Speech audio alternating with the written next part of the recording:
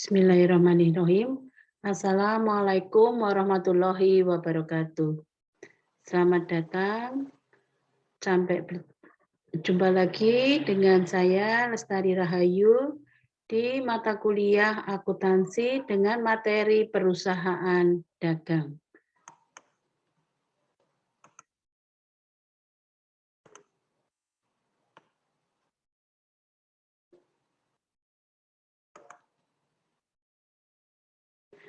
Perusahaan dagang adalah perusahaan yang kegiatan usahanya membeli barang dagangan, kemudian menjualnya kembali tanpa mengubah bentuknya.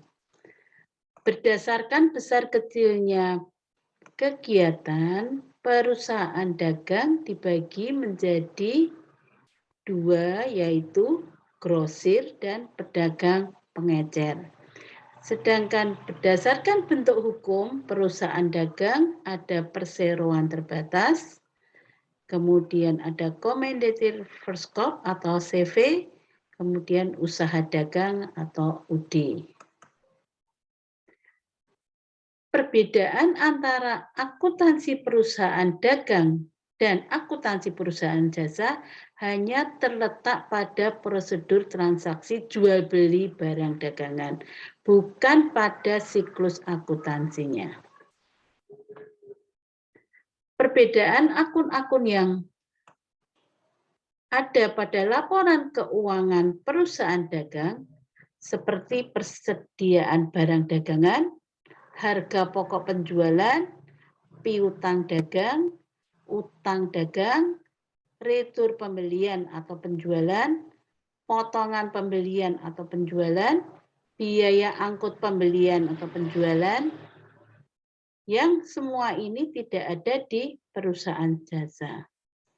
Sedangkan perbedaan cara melakukan perhitungan laba rugi perusahaan, laba rugi pada perusahaan jasa adalah selisih antara pendapatan jasa dengan biaya, sedangkan pada perusahaan dagang terdapat laba kotor dan laba bersih, di mana laba kotor adalah selisih penjualan dengan harga pokok penjualan, laba bersih adalah selisih laba kotor dengan biaya perusahaan dagang.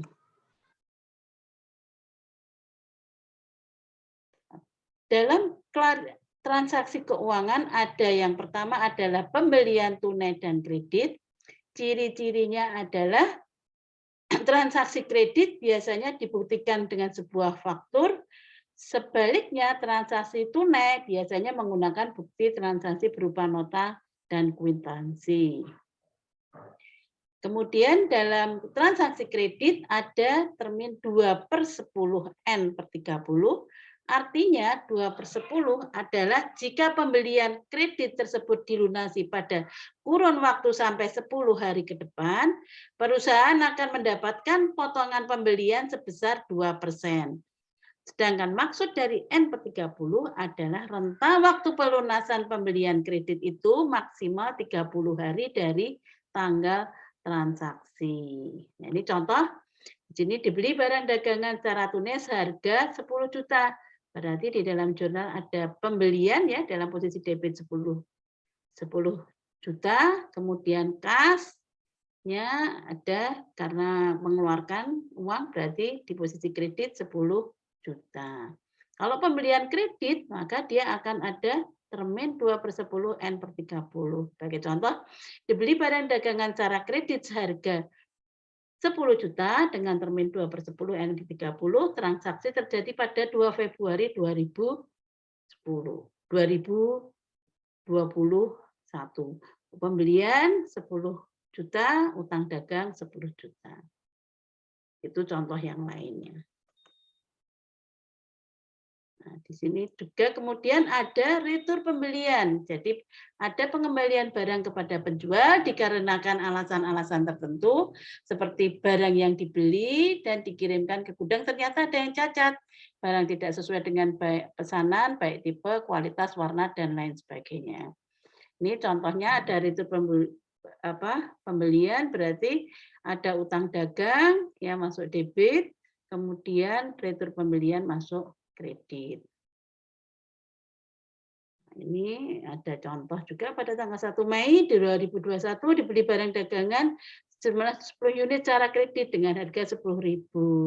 Tapi pada tanggal 3 Mei 2021 dikembalikan barang dagangan sejumlah 2 unit karena cacat. Nah, di sini pada waktu pembelian ya, ini 100.000, 10 kali 10.000 sehingga utang dagangnya 100.000, tapi pada 3 Mei dikembalikanlah 2 karena cacat, sehingga ada utang dagangnya, ini berarti berkurang ya, sehingga masuk debit, retur pembeliannya, itu berarti juga berkurang, berarti masuk kredit.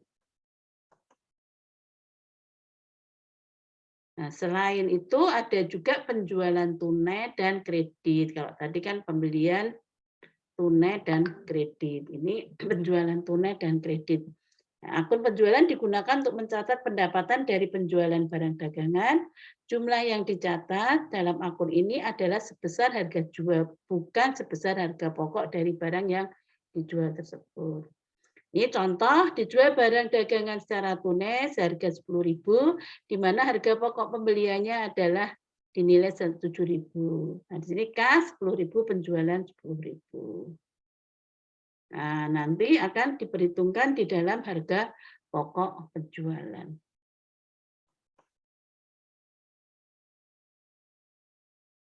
Tadi juga ada retur pembelian, sekarang juga ada retur penjualan. Artinya apa? Pengembalian barang kepada penjual dikarenakan alasan tertentu. Barang yang dijual atau dikirim ke gudang ternyata ada yang cacat, tidak sesuai dengan pesanan, baik tipe, kualitas, warna, dan sebagainya. Nah, retur penjualan bersaldo debit sehingga dalam laporan rugi laba akan dikurangi terhadap jumlah saldo akun penjualan.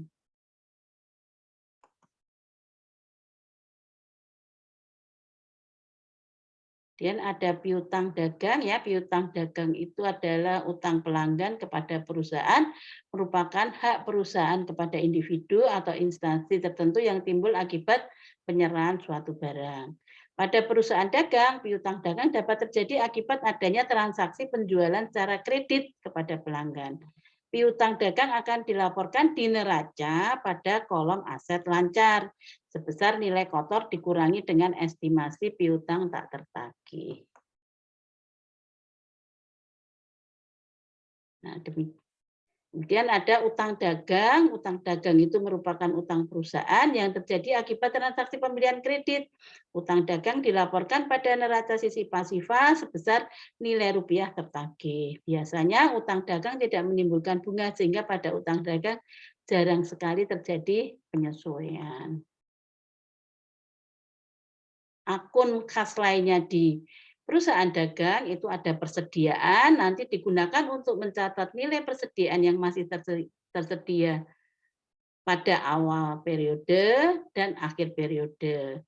Penentuan persediaan awal dan akhir periode dilakukan untuk menghitung harga pokok penjualan pada akhir periode. Kemudian ada juga biaya angkut pembelian, biaya angkut penjualan, dan pembelian bersih. Pembelian bersih merupakan selisih seluruh pembelian barang dagang yang dilakukan perusahaan, baik pembelian secara tunai maupun secara kredit, ditambah dengan biaya angkut pembelian, dikurangi potongan pembelian dan retur pembelian. Nah, nanti kita dalam menghitung dari perusahaan dagang juga akan menghitung harga pokok penjualan, yaitu persediaan awal plus pembelian bersih dikurangi persediaan akhir. Ya, jadi ada pembelian tunai, akun kas lainnya ya, pembelian kredit, retur pembelian, penjualan tunai, penjualan kredit, dan retur penjualan. Nah, metode pencatatannya nanti bisa dengan menggunakan metode periodik dan metode perpetual. Nah, nanti kalau menggunakan HPP, kita menggunakan metode perpetual. Demikian materi tentang perusahaan dagang.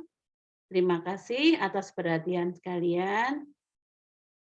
Alhamdulillahirrabbilalamin. Wassalamualaikum warahmatullahi wabarakatuh.